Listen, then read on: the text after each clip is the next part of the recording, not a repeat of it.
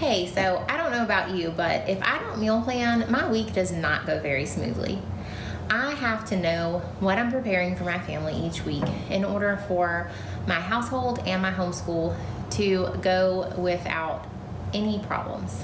So today I want to share with you how I meal plan, what website and app I use to make this easier on myself, and I will also share with you our breakfast and lunch meal rotation that we just started this year in January for our homeschool. And I hope that these tips are helpful for you. I'm gonna go make a cup of coffee, and when I get back, we'll get started.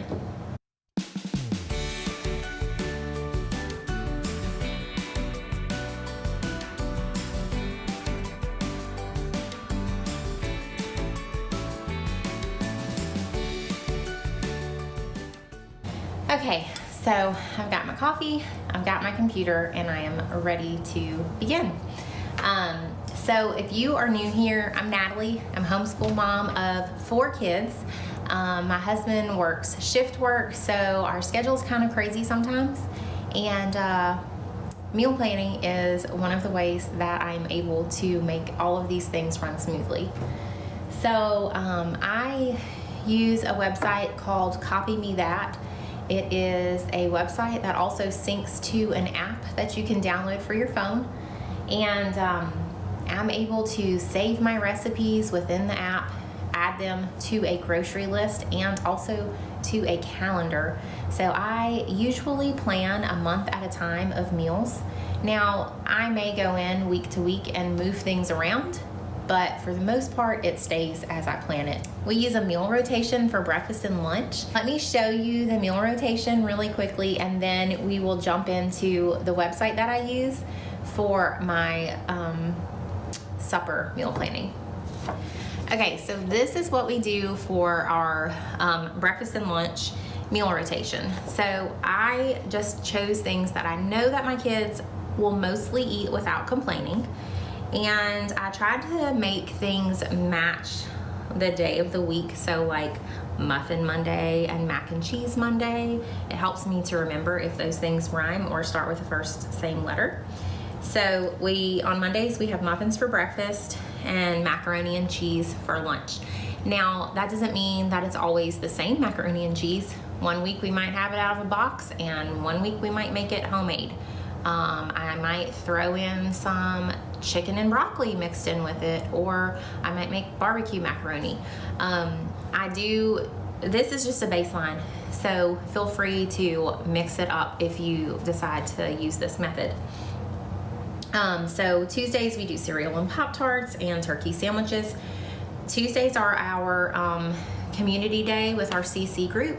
So we can't have peanut butter on campus, and our mornings are kind of rushed because since I'm a tutor, we have to be there about an hour ahead of time so that I can get my classroom prepared. So we do cereal and Pop-Tarts on those days, so it's quick. It's not something that I have to fix for the kids. They can get it themselves, and we can get out the door. Wednesdays, we do waffles or pancakes, so Waffle Wednesday.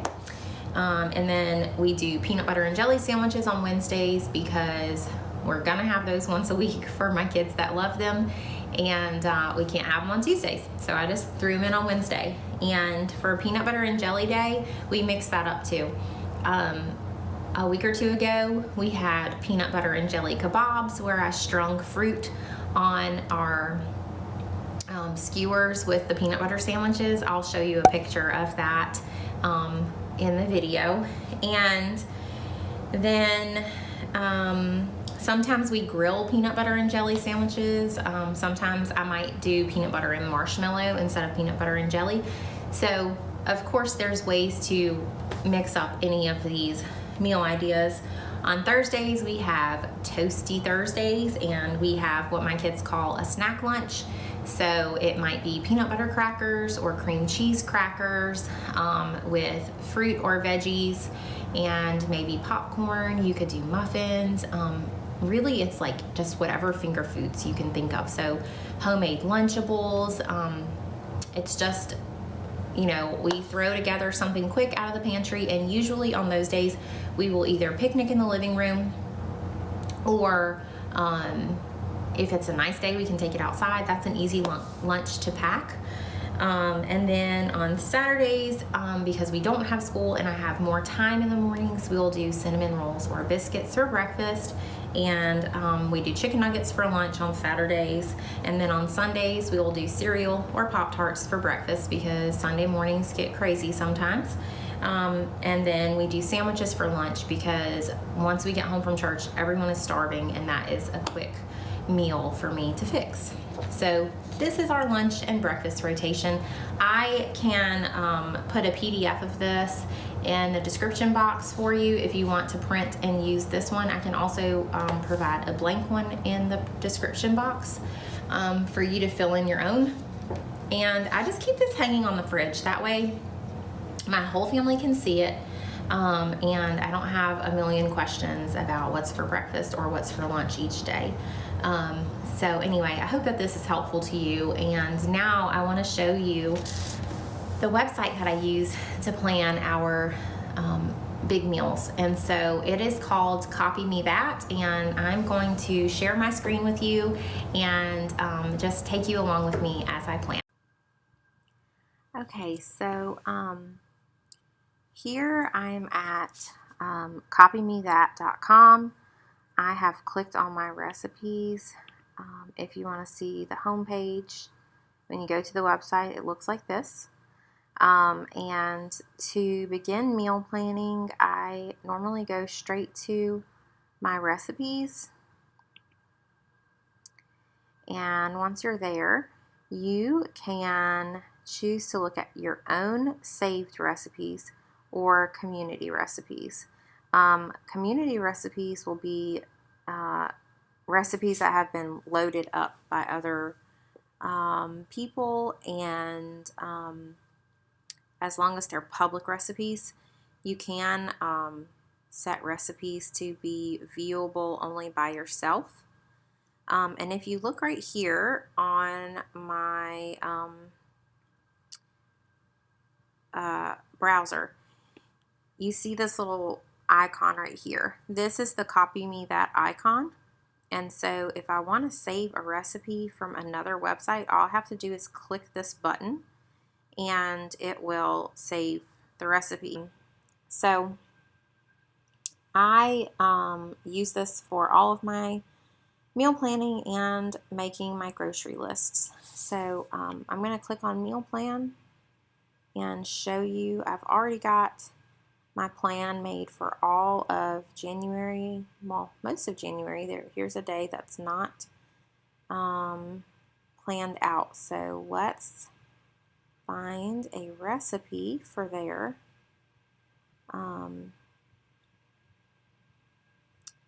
Let's just go ahead and do this spinach and artichoke dip pizza. We will add, so you hit the plus sign, and then we choose either add to meal plan queue or add to meal plan date. I'm going to add it to a meal plan date, and I'm going to click January 30th. And then when we go back to the meal plan, it has been added into that date. Now, if I had chosen meal plan queue, it would have gone here in this list. And from here, you can just choose a recipe and put it where you want it. If you want to put it back over here, well, yeah, copy to queue and then remove it from that date. So tomorrow is grocery day for me, so I am going to start with making my shopping list. So let me make sure that my previous list is clear. It is. And I'm going to go back to my meal plan and start here. So this is something I typed in. If you click here, you can just type in a note. And so I just typed in roast rice and gravy. That's what we're going to have tomorrow. I have all of the ingredients for this on hand, and I do not have a recipe saved for this because I just know my grandmother's recipe. So I'm not going to add this to my list. I will start adding here. So I'm going to click this circle with 3 dots, and I'm going to say add to shopping list. And then I can actually look through this list, and if I know that I have some of these things on hand, I can uncheck them and add to my list. Now, as you can see right here, it says Aldi, and then I have a Walmart and a Winn-Dixie.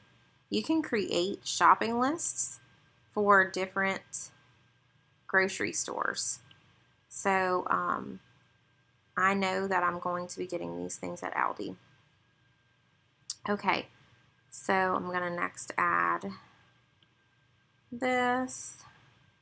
I have all of these things. I really just need the the broccoli. So that's done. That one is one I typed in. This one, all of these I've typed in. So from here, I need to add some of these things to my shopping list. So the way that I usually do this is have a second browser open for Copy Me That.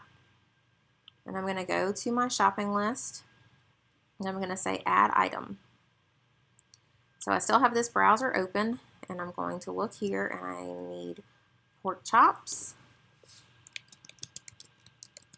and chicken fingers for the next day, and I have everything for macaroni.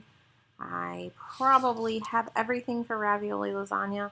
I may not have ricotta cheese, so I'll add that, and mozzarella. And then for arroz con pollo, I'm going to need yellow rice and pimentos.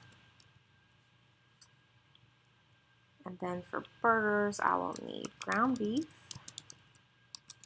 and burger buns.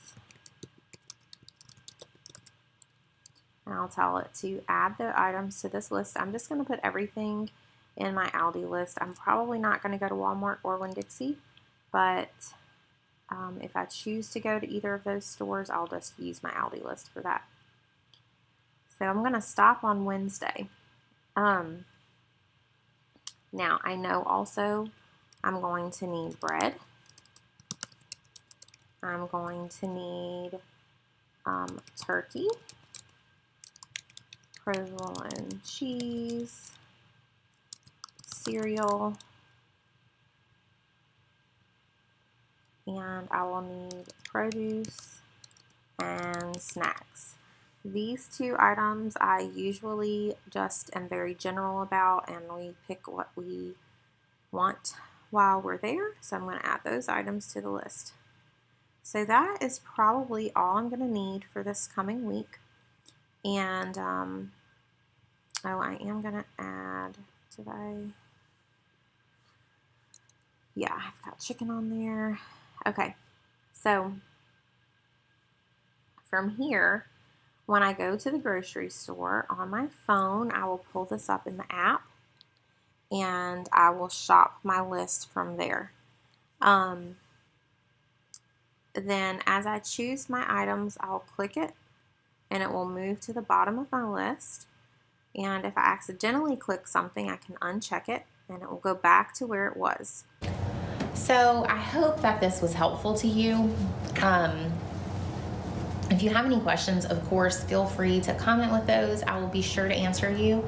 And I hope that you will subscribe to my channel for more tips on how to make your homeschool week go more smoothly. And I just would really love to connect with you. So be sure and find me on Facebook, on Instagram, and check in every Tuesday for new content. Have a great day. Bye.